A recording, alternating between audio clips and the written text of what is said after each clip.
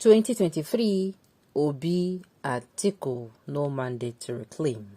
Welcome to the news and please subscribe to our channel to get notified when we post hot juicy news updates. Please click on the notification bell. Without prejudice to the ongoing litigations on the 2023 presidential election outcome, it is important to call P2B and Atiku Abubakar to order. And very seriously so. The two failed candidates do not have monopoly to call out Nigerians either to protest or disrupt public peace.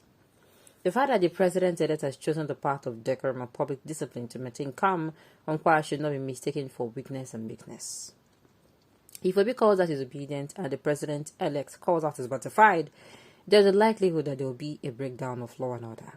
This is why P2B must apply sense and reason to manage the situation we'll find ourselves to avoid any implosion. Obi does not have the following more than Tinubu, the president-elect, nor does he have a better street sense than the Jagaban himself, a man who was a pro-democracy activist in the years of the military, that the president-elect has elected to maintain peace and order among his numerous followers is a function of maturity, leadership responsibility, and respect for public order in the country. If P2B takes law into his hands, the necessary sanctions would apply. He needs to have a country first and foremost before thinking about leading it. Talking about a mandate to reclaim makes me ponder if there is another election to be contested in due course, or perhaps another INEC has been born that will organize a Peter Obi-friendly election that will declare him the winner to please his followers. Having run down INEC with all manner of foul language, some libelous and scandalous, others very profane and unguarded language. Others very profane and unguarded, I am wondering if P2B would accept another election contest under INEC as its umpire. Having condemned INEC in such whimsical manner, derided its chairman with so much vile and bile, I am wondering if P2B would accept the outcome of an election supervised by the electoral umpire. If the pendulum were to have swung in its favor, you cannot build something on nothing. How can you blame an electoral umpire on the one hand and attempt to profit an election they conducted on the other hand, and for which you already wrote them off, you call them unprintable names? This is pure hypocrisy, self-righteous indignation, another name for double standard. There is no mandate to claim anywhere. The mandate was freely and truly given to the rightful owner in line with the laws of the land. Obi and Atiku need to search further for their own mandate. But if it was the election of February 25th, we have since crossed the threshold. For me, there is no harm in seeking legal redress where you feel your own hands are clean and when you are entering the equity platform with clean hands. In seeking redress, you must be sitting on a high moral ground, such that will free yourself and your party from any accusation of incredulous conduct. Defense points at issue the fact that Obi's candidature will be subjected to the crucible and will fail the integrity test flatly. P2B was not a candidate in that election. He left the PDP when he saw that his chances of clinching the ticket had become impossible. He joined Labour Party having participated in the process of the primaries of the PDP. The new electoral law forbids anyone to participate in more than one primary election. The law also requires that a copy of the party register of members can be domiciled with INEC not later than 30 days before the primaries. By the time P2B joined the Labour Party, this threshold was already in breach.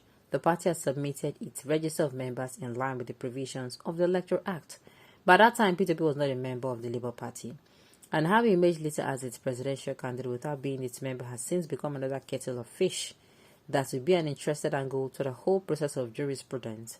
Interrogating the processes leading to the outcome would be another way to deepen democracy and the rule of law. The other issue for me has to do with the self-examination. Has P2B done a clinical analysis of his party across board to show the party is not culpable of the same issues it's raising in court?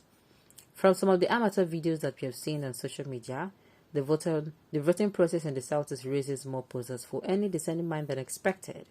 It would be good to subject the outcome of the election in the Southeast to forensic analysis in order to properly situate the voting pattern and the actual outcome that gave P2B so much vote effortlessly. We have seen result sheets where other parties scored zero except P2B's party.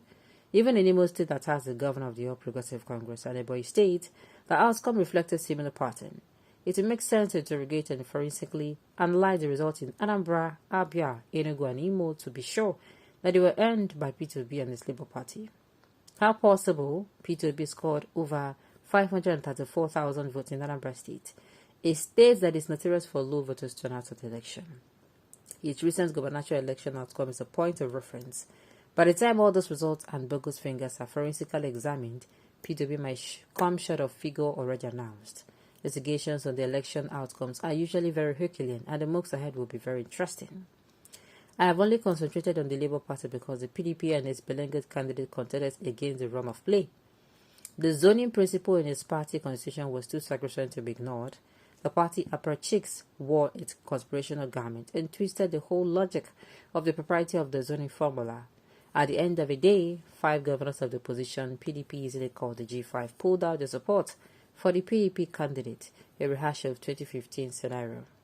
That in itself diminished its opportunity and chances at the election, which makes the claim of a mandate appear curious.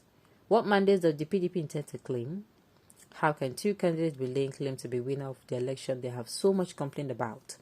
While they condemn the outcome, they celebrate their party candidate that won senatorial seat into the upper chamber of the National Assembly as well as the lower chamber. All the superstory way they talks are respectfully. The election was not free and fair. If you say it is free and fair, may you be tried in life like that, and let it be free. Let it be fair. Make them try you like this. Koro. Make them ruffle you now. The way they use ruffle people. Coming out to say the election was free and fair. How was it free and fair? Where were you when all the threats was happening? Okay, fine. Let's even... Okay, what of the governorship election? Did you come out to say anything? I beg. All these people wanting to... All these people wanting to, be noticed. Now, what for now? Anyway, I'm not surprised, Sha. I'm not surprised. And you are saying P2B participated in the primaries. How?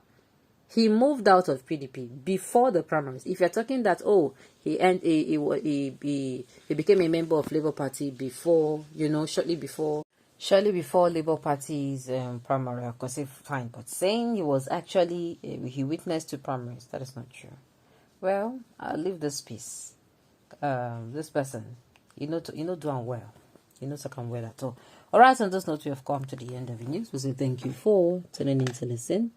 Until I come your way next time, enjoy the rest of your day.